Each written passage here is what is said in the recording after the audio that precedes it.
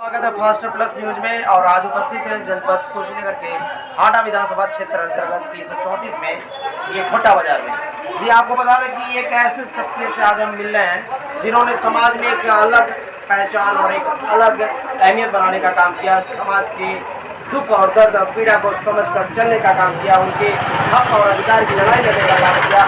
जिन्होंने बच्चों का हौसला बुलंद करने के लिए बहुत सारी प्रतियोगिताओं को भी उन्होंने कराने का काम किया और जिन्होंने बहुत सारी पार्टियों का समर्थन पाकर आज विधानसभा चुनाव लड़ रहे हैं एज ए विधायक पद के लिए।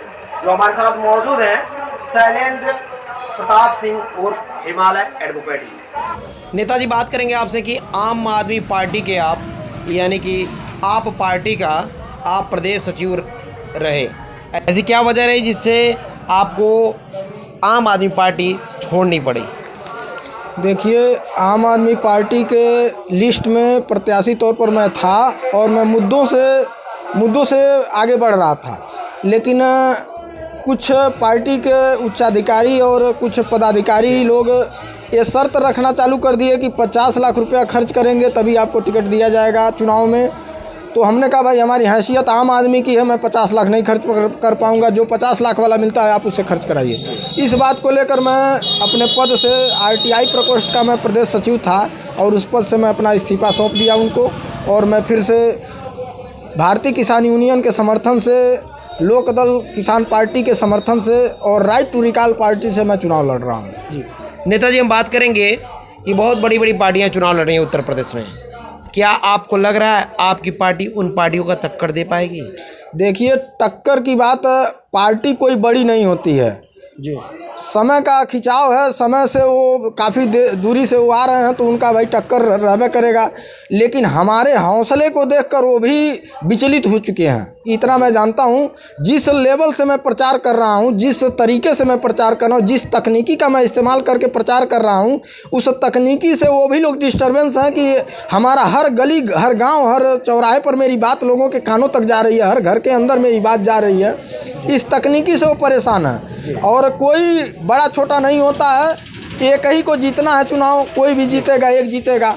नेताजी, हम बात करेंगे कि अभी यानी कि किसान यूनियन का साथ ले रखे हैं, यानी किसानों की जो ही पार्टियां हैं वो आपको समर्थन कर चुकी हैं, आप उनका समर्थन लेके चुनाव लड़ रहे हैं। ऐसे में एक सवाल आता है कि Bharatiya Janata party, Samajwadi party, Bahujan Samaj party कहती है कि हम किसानों के हितैषी हैं। वर्तमान की पार्टी यानी कि भारतीय जनता पार्टी कहती है हम किसानों का आय दुगुना कर दिए हैं, किसान हमारे तरफ हैं। तो आपकी तरफ कौन किसान है? देखिए, भारतीय जनता पार्टी की तो बात न की जाए, मान लीजिए किसानों का आय दुगुना कर दिए हैं तो फिर दिल्ली में साल भर आंदोलन क्यों चला? 750 लोगों का निर्मम हत्या हुआ सरकार के शासनकाल में। यहाँ जो लखीमपुर खीरी की घटना हुई, मीडिया के माध्यम से ही हम लोग जाने, और लखीमपुर खीरी की घटना में भारतीय जनता पार्टी के मंत्री का लड़का जो है किसानों के ऊपर गाड़ी चढ़ा दे रहा है।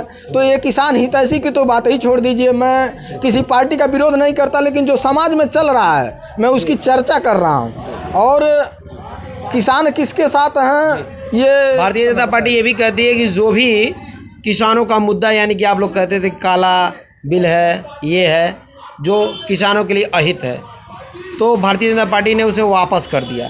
तो क्या लगता है, भारतीय जनता पार्टी तो कहती है हम उनके साथ हैं, किसान अब हमारे साथ हो गए हैं, अब कोई मुद्दा ही नहीं है। देखिए, ये मुद्दा तो है, मुद्दा था, मुद्दा है, मुद्दा रहेगा भी, क्योंकि वहाँ 750 मौत हुई हैं और किसान जो है, किसान निरंक एकदम दयालु व्यक्ति होता है, कब किस पर दया खा जाए इसका कोई गारंटी नहीं है। लेकिन ऐसी स्थिति आ गई कि साल भर तक आंदोलन चला, साल भर तक किसान जमे रहे और भारतीय जनता पार्टी का ये झूठा व्यवस्था किसानों को दिमाग में अटक गया है और इस बार किसान बदला लेकर रहेंगे।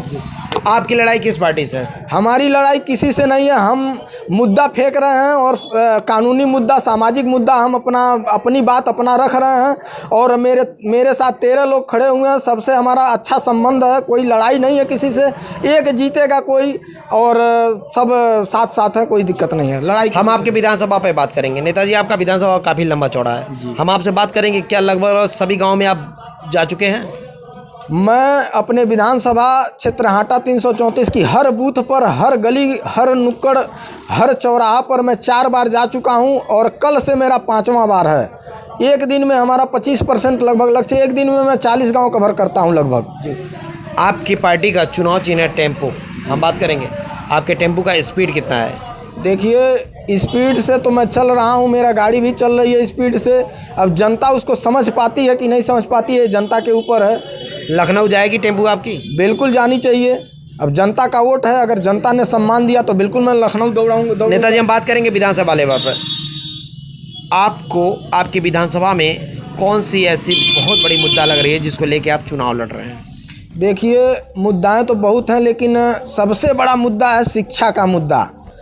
कोई भी लड़का इस समय, जो भी छोटे हमारे नौनिहाल प्यारे बच्चे हैं, पुरोधा हैं, देश के भविष्य हैं, किसी भी उत्तर प्रदेश में किसी भी बच्चे का भविष्य सुरक्षित नहीं है। सबसे पहले तो मैं शिक्षा लेवल पर जो है, शिक्षा लेवल बढ़ाया जाए, इस पर विधानसभा अध्यक्ष जी को मैं बात करूंगा और उनके सामने मैं चिल्ला कर इस बात को मुद्दा रखूंगा।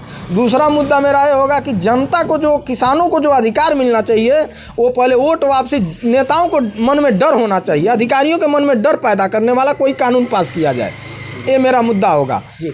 यदि आप विधायक बनते हैं या कि जनता आपको विधायक चुनती है तो आपका विकास के क्षेत्र में कौन सा कार्य होगा?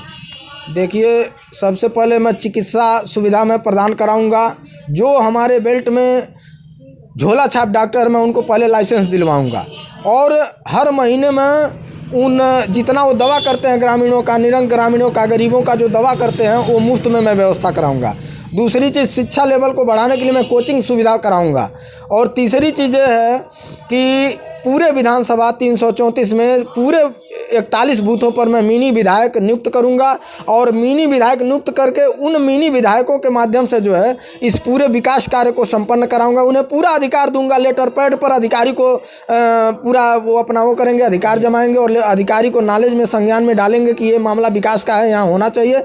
और मेरा एक चीज़ और भी है, हर ग्राम प्रधान, विधायक हो या ग्राम प्रधान, हर महीने में कम से कम 5 काम, ना महीने में सही, कम से कम साल भर में तो 5 काम उनको देना पड़ेगा। अगर ऐसा नहीं करते हैं तो भारतीय किसान यूनियन और राइट टू रिकॉल पार्टी करेगी महासंग्राम।